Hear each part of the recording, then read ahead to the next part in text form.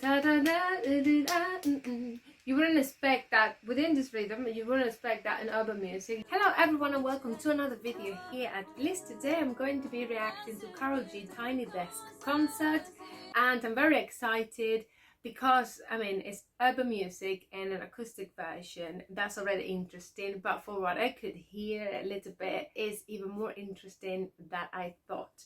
So here we are, Karol G Tiny Desk concert.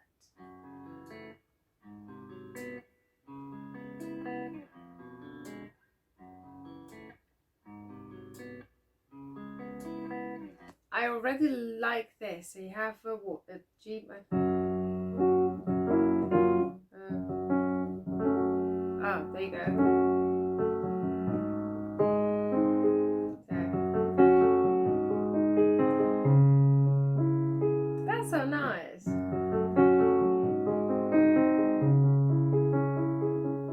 I really like that chord progression there.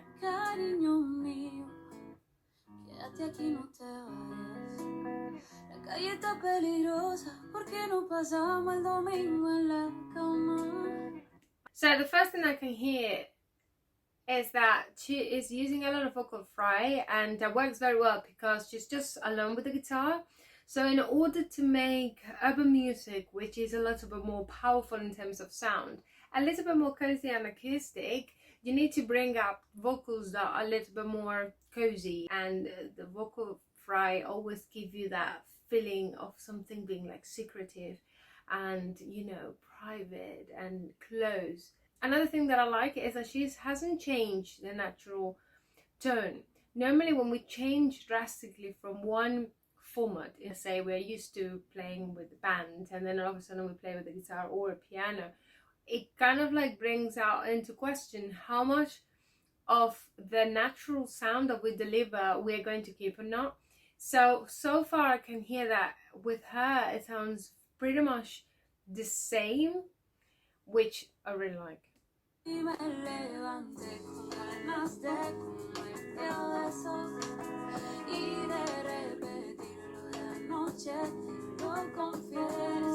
I really like how her voice is really mixing, is gelling very well with the instrumentals. I'm not very clear about how many instruments she has so far, but she has adapted herself to the music and the volumes within the format that she's singing on.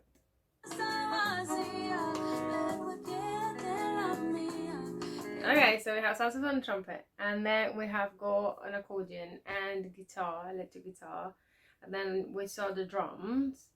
That's quite a bit of people.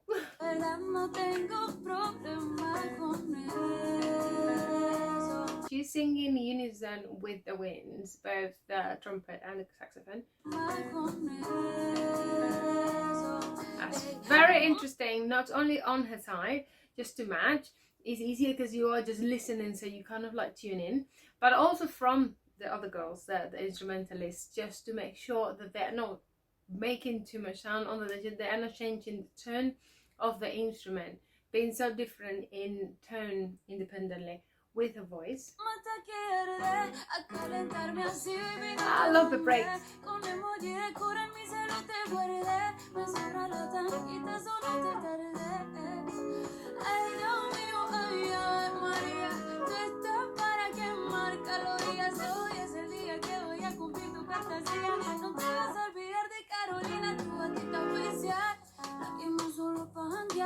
So she has gone from a little bit of giving you a hint that I'm not just singing acoustic here just for the sake of singing acoustic.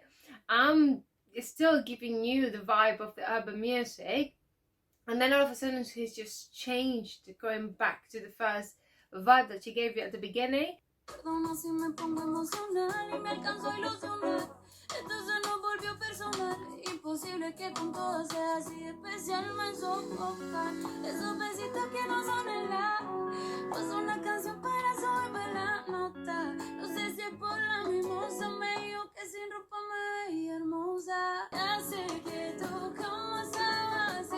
So going back to her vocals, I like, there are two things that are very particular of her that normally we don't use for other genres like classical music or jazz or but in her it sounds very good. So first it's just the delivery is very nasal of the note, but it works very well because she's given it in a way that is not annoying, that doesn't come dissonant enough, doesn't come too straining, so it sounds very comfy. So the other thing that is very different to what normally vocal technique would tell you to do is to articulate very well the consonants. She's not doing none of that, which is part of the urban style, but it works very well because even like that you can understand everything she's saying. Also it comes with the text, so the lyrics of the song is pretty much about, you know, spending time together and being with each other, and you know how good it feels, and the whole, you know, talking like this, like, you know, it's kind of like wraps you around with the text. It works very well. Bring some Mexican vibe to this place.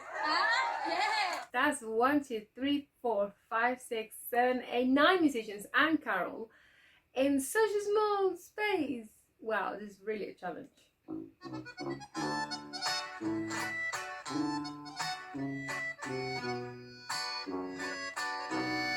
Oh, I love this so much.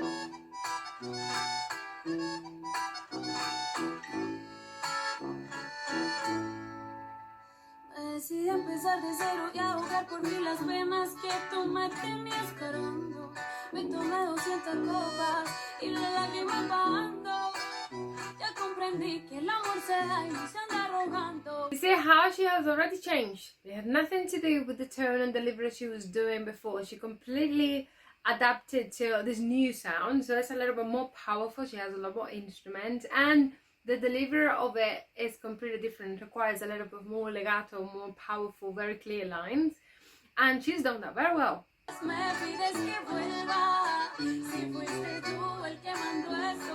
These three girls at the back are doing so well. So they are right next to each other with 3 completely different instruments, trying to make it all work. It's working very, very well. I really like it. But my god, I can't imagine as an instrumentalist trying to make that work when everyone is so close by.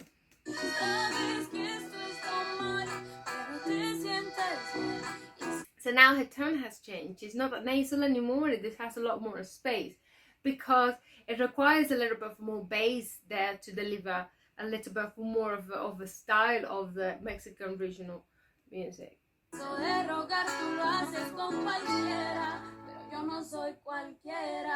This song is not about, you know, being together and, you know, being, you know, in a cozy environment. I enjoy being with you and you're being with me. This is a little bit more about a broken heart, right? Like everything you have done to me is not even paid with all the money in the world. So it's a little bit more of a broken heart. What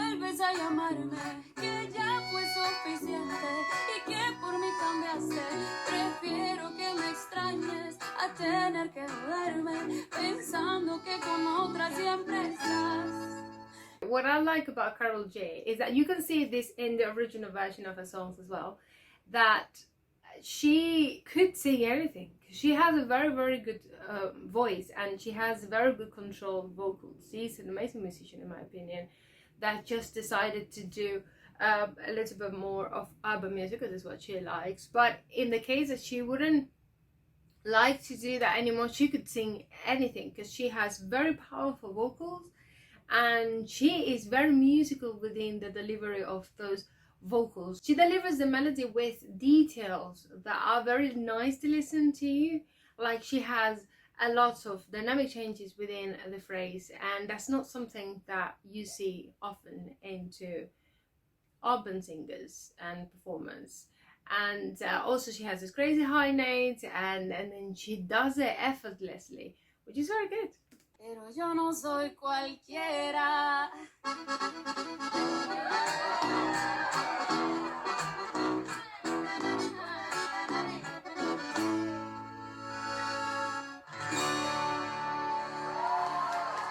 I really like how engaged she is within the arrangement. I was expecting she to, you know, keep to what she knows, you know, the melody and everything, but you can see that she knows note by note everything that is going on with the arrangement, and that really speaks volumes to me. Hagamos, pero tú. Ok, dale, dice.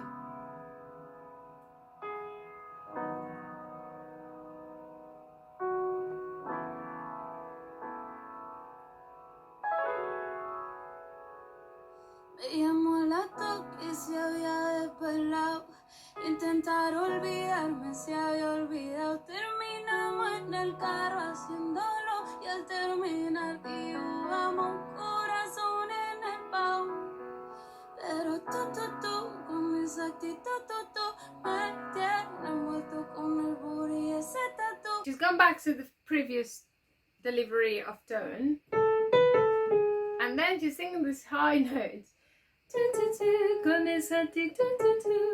So she's just taking the very last part of tu, which means you, and attitude, which means attitude.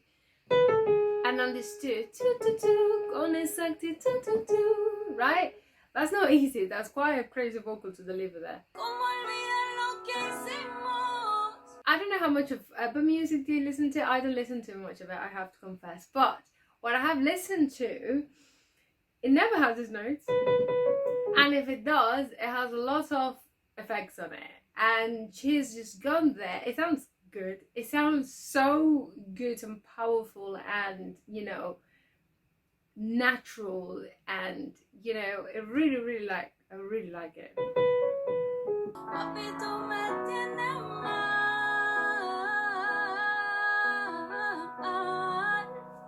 And this shows me what I said before, that her choice of note, pronouncing everything is just because of the style, because now, because she wanted to deliver that low note, she actually opened and it sounded a lot more powerful and spacious and everything.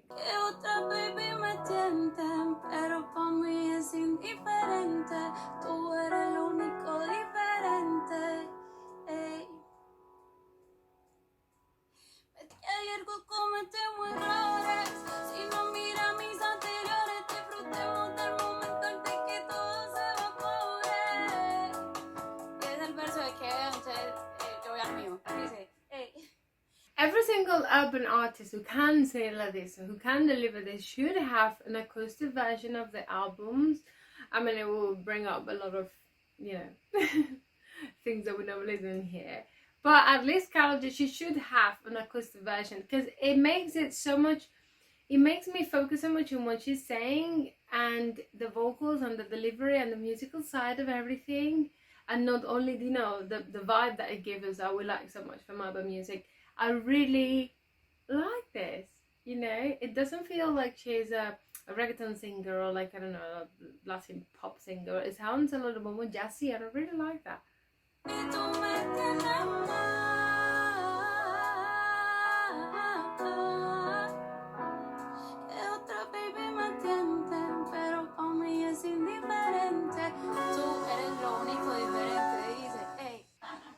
Okay, let's do Mercurio. Is this one?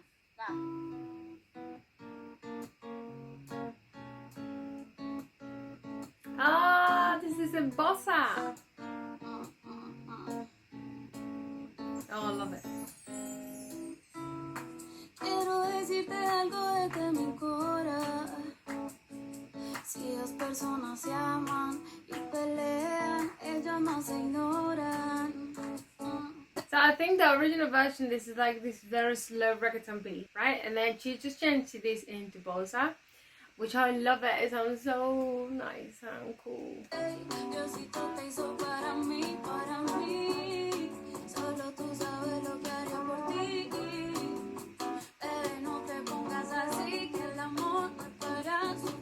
She's very versatile.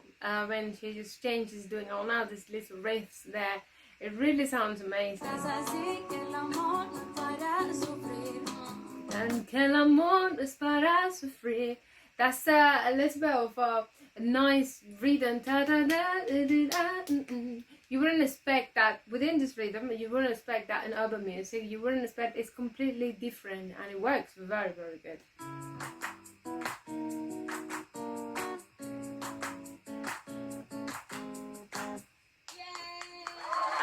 This is so good. This is definitely one of my favorite Tiny Desk concerts so far. It surprised me. I really didn't expect this to give me so much to listen to and to enjoy. It has surprised me in so many ways. The chemistry with the girls, her connection with them, It's truly fantastic, and it shows once more what of a great artist Karol G is. And you see, she's surrounded by also amazing musicians. The arrangement was very interesting. Her approach to that arrangement and the new format, it was amazing. I really enjoy it. I really didn't expect it to give me so much to listen to and to enjoy. And I hope that she does more of this. I really enjoyed it. It was very interesting. So if you ever want to think about your music and you don't know if you're singing urban music, if it works with a more traditional approach of things like bossa, or like regional Mexican traditional music, then you might look at this and think otherwise. I enjoyed it very much. I hope you enjoyed it too, and I'm going to see you in the next video.